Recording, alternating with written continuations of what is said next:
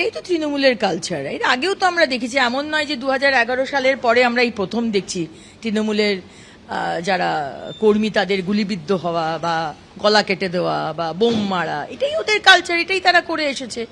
এবং এটা তো দেশের সেবা করার জন্য যে গুলি খেতে হয়েছে তা তো নয়। এটা সমস্ত সিন্ডিকেটের ভাগ, কাটমানি কোথায়, কোনটা তোমার এরিয়া, কোনটা আমার এরিয়া, কোথা থেকে আমি তোলা তুলবো, সমস্ত তার হিসেব নিকেশ করে যে পার্টি, সেটা তো এটা ন্যাচারাল যে এর আদর্শের ওপরই তারা, তাদের ফাউন্ডেশন, দল তৈরি হয়েছে এই টাকা পয়সার হিসেবে। সুতরাং সেটাই হবে, অবাক হবার কিছু নেই।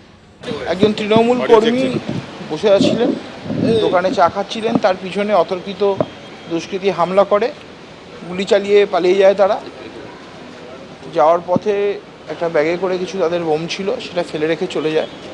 স্থানীয় হাসপাতাল সূত্রে তাকে ইনিশিয়াল তার চিকিৎসা করে এখন পাঠিয়েছে, বাকি চিকিৎসার ব্যবস্থা করা হচ্ছে। তিনি আমাদের তৃণমূল কংগ্রেসের যুব সমর্থক এবং কর্মী, সক্রিয় কর্মী। ভোটের পরবর্তীকালে আমাদের জেতার পর বিরোধীরা কোণঠাসা, তারা অশান্তি করার চেষ্টা করছে।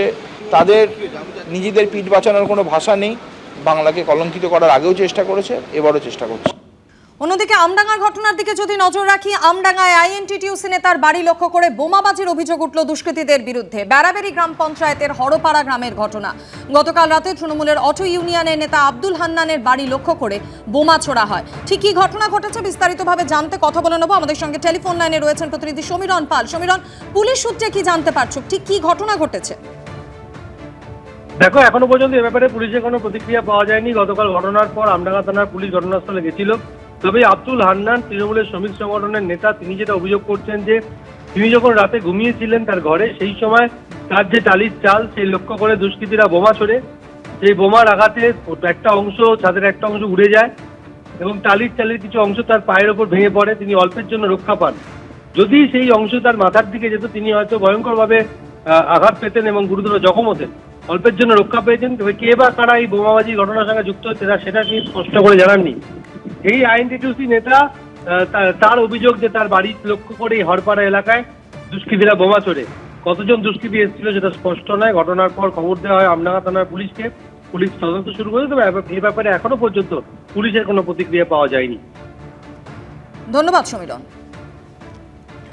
আমডাঙ্গা আইএনটিটিউসি নেতার বাড়ি লক্ষ্য করে বোমাবাজির অভিযোগ উঠল দুষ্কৃতীদের বিরুদ্ধে। অর্থাৎ ভোট পরবর্তী হিংসা এখনো অব্যাহত। বেড়াবেড়ি গ্রাম পঞ্চায়েতের হরপাড়া গ্রামের এই ঘটনা, যেখানে ইতিমধ্যেই তদন্তে নেমেছে পুলিশ। অভিযোগ, গতকাল রাতে তৃণমূলের অটো ইউনিয়নের নেতা আব্দুল হান্নানের বাড়ি লক্ষ্য করে বোমা ছোড়া হয় এবং অল্পের জন্য রক্ষা পান এই আইএনটিটিউসি নেতা। বোমার আঘাতে তার বাড়ির টালির চাল ভেঙে যায়। কিন্তু কি কারণে এই বোমাবাজি, সেই সম্পর্কে এখনো পর্যন্ত পুলিশের তরফ থেকে স্পষ্টভাবে কিছুই জানানো হয়নি। আপনাদের আরো একবার জানাই, আমডাঙ্গায় আইএনটিটিউসি নেতার বাড়ি লক্ষ্য করে বোমাবাজির অভিযোগ উঠল দুষ্কৃতীদের বিরুদ্ধে। বেড়াবেড়ি গ্রাম পঞ্চায়েতের হরপাড়া গ্রামের ঘটনা। অভিযোগ, গতকাল রাতে তৃণমূলের অটো ইউনিয়নের নেতা আব্দুল হান্নানের বাড়ি লক্ষ্য করে বোমা ছোড়ে দুষ্কৃতীরা।